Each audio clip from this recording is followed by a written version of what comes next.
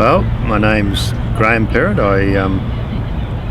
A little bit about myself. I've been a school teacher, did my diploma of teaching at Kelvin Grove, and then an arts degree with honours out at the University of Queensland. And then after teaching for 11 years, towards the end of my teaching career, I decided to have a bit of a exit strategy. So I started a law degree and then became a solicitor in '99, and then from that went into industrial law and worked for a union, the Independent Education Union, and then into state government as a policy advisor, and now working in the private sector as a policy advisor.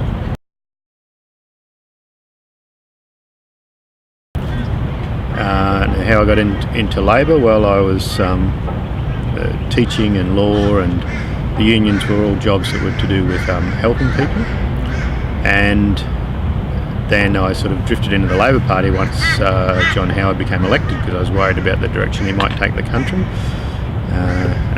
As it turned out, I should have been worried, and should have been a lot more worried actually, and joined the Labor Party. And then an opportunity came along to put my hand up for a federal seat in 2004 or 2003 for the 2004 election. So I did put my hand up and waylaid underway. And then once I ran last time, I gave people an undertaking that I'd run again, because they were worried that too many candidates ran and then cleared off.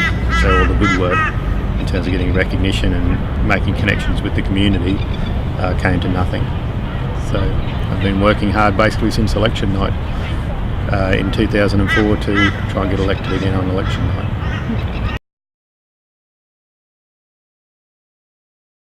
For me personally, probably the thing I care most about, not surprisingly with my education background, is education. Right through from early childhood through to universities and TAFE.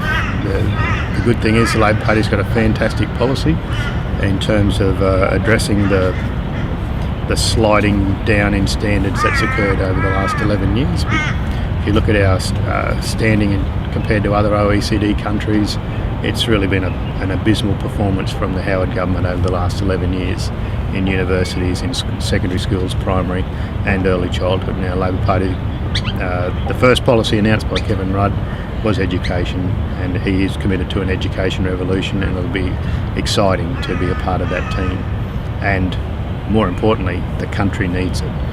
That's, John Howard seems to be concerned with this sort of low road approach, low skills approach to the world, saying why make it when we can get it made cheaper overseas, whereas that's not the Kevin Rudd way at all. We're committed to actually a higher road, higher attitude to manufacturing, to universities, to skills.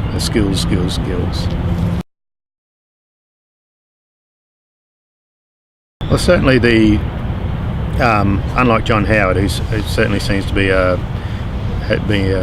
5-minute convert to climate change. Climate change is a reality.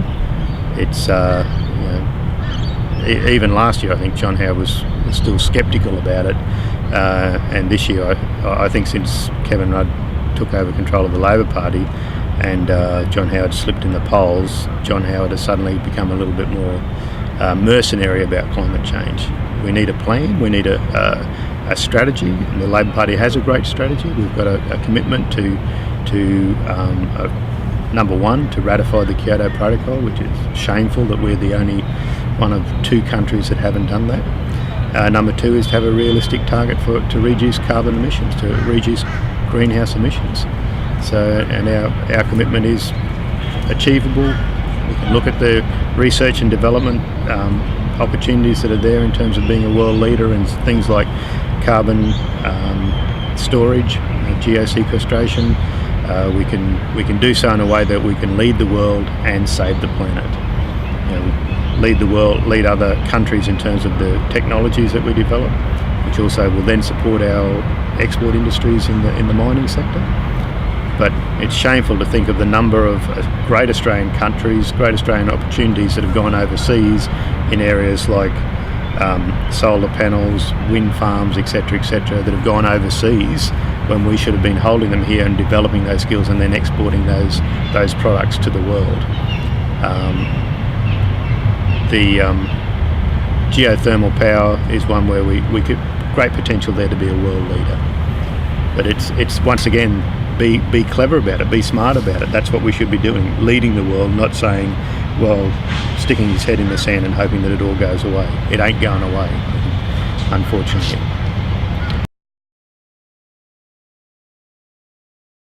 The Labor Party made it very clear that we're anti-nuclear power. Both Peter Garrett and Anthony Albanese have issued press releases on this. Kevin Rudd has issued releases on this. We're anti-nuclear power. Doesn't have to be a part of the Australian energy equation at all. We've got great opportunities in things like solar and wind and geothermal and traditional power generation, but being smart about how we use the greenhouse gases that come from it. The carbon storage, in the Bass Strait, carbon storage in the Denison Trough in Queensland. There's lots of great opportunities there that we should be leading the world in developing that technology. Nuclear power is not part of that agenda. Now I see that John Howard's basically said, it'll be up to the markets to decide where these 25 nuclear power stations go. I mean, that's a shameful attitude to have in for something as serious as that. The reality is the nuclear power industry is not part of the Labor Party agenda at all. Well, the Labor Party, Kevin Rudd has supported the Murray-Darling initiative of the Howard government. Gave it bipartisan support, even though there was not a lot of detail, even though there was not a lot of research done on it by John Howard. Very surprised to see that he hadn't even run it past Treasury to see the implications of it. How you can just throw $10 billion of your tax dollars around without consulting Treasury is unbelievable. He obviously saw it as a political wedge rather than a water solution. We're happy to work, the Rudd government was happy to work with the states to come up with the solution because water is a significant issue.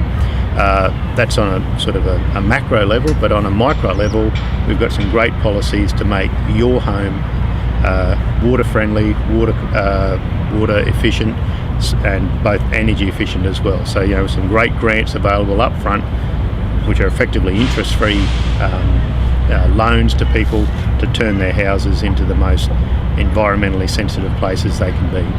So we've got some big ticket items, but also more importantly being able to let people minimise their footprint.